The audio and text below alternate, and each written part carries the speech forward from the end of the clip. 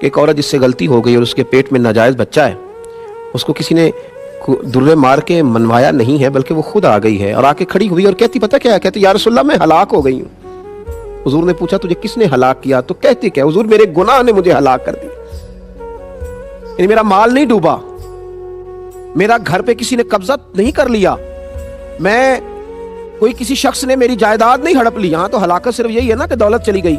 حضور میں ہلاک ہو گئی، کس نے ہلاک کیا؟ میرے گناہ نے۔ کیا ہوا؟ حضور میرے پیٹ میں ناجائز بچہ ہے،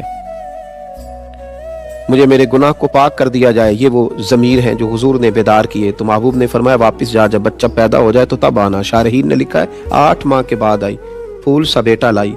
حضور بچہ پیدا ہو گیا، میرے گناہ نے مجھے ہلاک کر دیا، یا رسول اللہ مجھے پاک کر دیں۔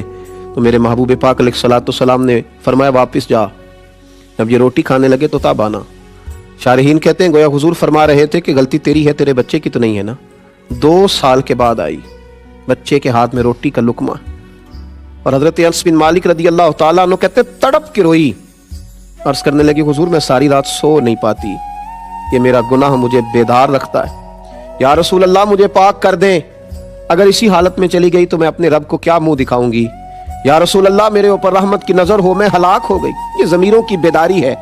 وہ جو 8 ماہ اسے بھیجا تھا تو 2 سپاہی ساتھ نہیں رکھے تھے کہ کہیں دوڑ نہ جائے، بھاگ نہ جائے۔ جو 2 سال بچہ پالتی رہی تو جیل میں نہیں رکھا تھا اسے، اس کا ضمیر زندہ کر دیا نبی پاک، بیدار کر دیا حضور علیہ السلام۔ یہ میرے محبوب کا فرمان کہ ما حاک فی صدرک، گناہ وہ ہے جو تیرے سینے میں کٹ کے۔ میرے عزیزو، نبی کریم علیہ السلام کے پاس آئی، حضور نے فرمایا اسے لے جاؤ، سنسار کر دو۔ صحابہ کہتے ہیں اسے پتھر لگے، پھر اس کی روح پرواز کر گئی۔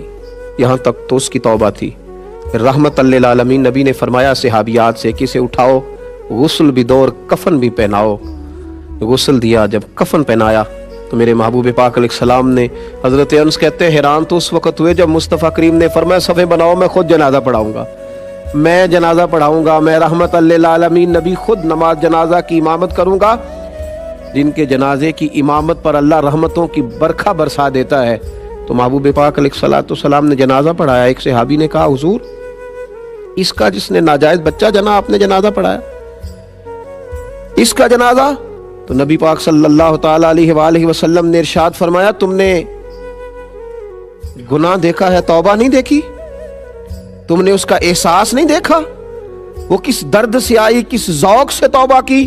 اور میرے محبوب نے انعام دیا، چونکہ اس کا ضمیر زندہ تھا نا، اس کو انعام دیا۔ فرمایا اس نے تو ایسی اعلیٰ توبہ کی ہے کہ اگر میں اپنی ساری امت میں بانٹ دوں تو اللہ سب کی بخشش فرما دے گا۔